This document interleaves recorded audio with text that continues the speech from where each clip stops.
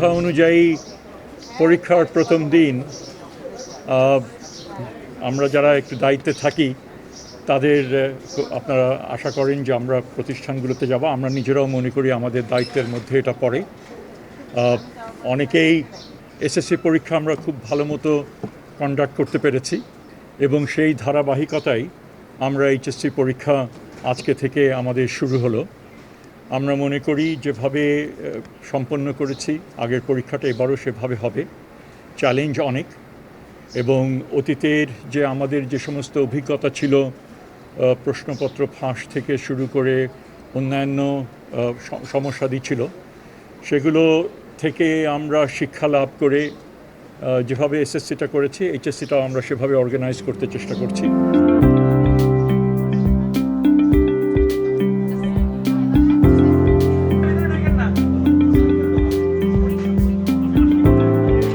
আজকের এইচএসসি পরীক্ষার প্রথম দিন, আজকে বাংলা প্রথম পত্র পরীক্ষা। আমাদের শিক্ষা মন্ত্রণালয়ের নির্দেশনা এবং এটা ঢাকা শিক্ষা বোর্ডের পরীক্ষা,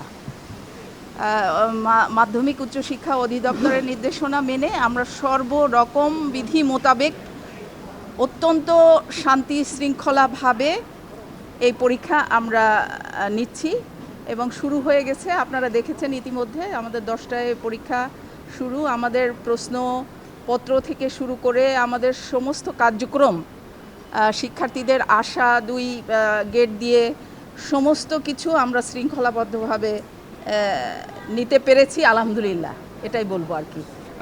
কোনো রকম অসঙ্গতি আমার চোখে পড়েনি। ইনশাল্লাহ আমরা বাকি পরীক্ষা সুন্দরভাবে এরকম শৃঙ্খলাবদ্ধভাবে নিতে পারবো আশা রাখছি। আর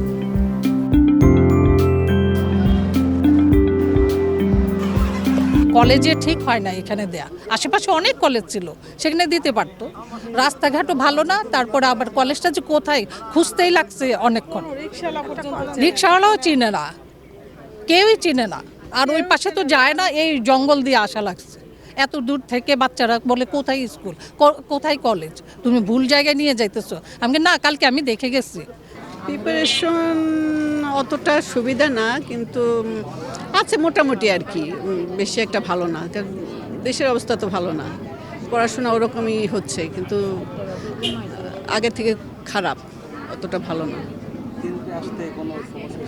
সমস্যা তো হয়, জ্যাম, ঘন্টা পর ঘন্টা বসে থাকতে হয় না, বাচ্চা কাচ্চা সব পিছনে পড়ে গেছে। আমি অবশ্য ভোরেই চলে আসছি, আমার সমস্যা হয়নি, কিন্তু এখন অনেক বাচ্চাই সমস্যা হচ্ছে। জ্যাম, প্রচুর জ্যাম, কিন্তু জ্যাম তো ছোটে না। আমার ছেলে পরীক্ষা দিচ্ছে, আসলে ঢুকতে ওই জ্যামের জন্য একটু কষ্ট হয়ে গেছিলো, অনেকটা সময় আমার ওদিকে হয়ে গেছে, লেট হয়ে গেছে জ্যামে পড়ে, কিন্তু এখন এখানে আসছি, ভালোই আসছি। এই তো আল্লাহ আল্লাহ করে পরীক্ষাটা ভালোভাবে দিক, তারপরে তো সামনের ভবিষ্যৎটা এরপরে থেকে তো শুরু হয়ে যাবে। আমার সন্তান ভিতরে আছে, পরীক্ষায় ঢুকছে, আমার বাসা কাছে আছে বিধায় আমি সহজে আসতে পারছি, কিন্তু যাদের বাসা দূরে তাদের আসতে অনেক কষ্ট হয়েছে। এই কলেজটা এমন একটা নির্জন জায়গায়, লোকেশনটা খুব খারাপ, এই জন্য আমার অনেক ছাত্রদের ভোগান্তি হয়েছে। আসলে এটা আমাদের তো যারা আমি টেকনিক্যাল থেকে আসছি, আমি 8টায় রওনা দিচ্ছি, এখানে 10টা 2 আয়া পড়ছে, তো এইটা একটা ওয়ার্ড প্লেস আমাদের জন্য, এবং অনেকে চিনেও না। বাসানটেক কলেজ একটা দেখা দিচ্ছে ওই পাশে, আর একটা দেখা দিচ্ছে সরকারি চিনে না, তো বিআরবি বলছি অনেকে, তারপর অনেক আমাদের 10টা পরীক্ষা 10টা 3 এসে ঢুকছে। সবাই আসছে, এখনও কিন্তু কিছু স্টুডেন্ট আছে, যেমন এই কেন্দ্রটা নতুন, স্কুলটা নতুন হওয়াতে অনেকেই, এবং জায়গাটা অনেক ভিতরে হওয়াতে অনেকের হয়তো বা জায়গাটা পরিচিত না, সে কারণে হয়তো অনেক স্টুডেন্ট এখানে সাফার করতেছে। যেমন এখনও দেখেন যে 2-1 স্টুডেন্ট এখনও আসতেছে, অলরেডি 10টায় পরীক্ষা শুরু হয়ে গেছে, এখন অলরেডি 10:15 বেজে গেছে, তারপর ওই স্টুডেন্ট আসতেছে।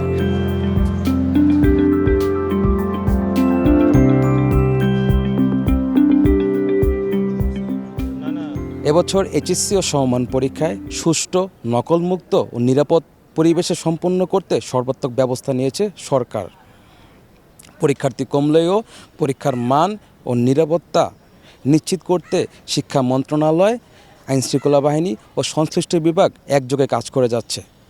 সবশেষে একটি শান্তিপূর্ণ, নিয়মতান্ত্রিক ও সফল পরীক্ষা প্রত্যাশা করছে দেশবাসী। Sadat Hossain Imran, channel S, Dhaka.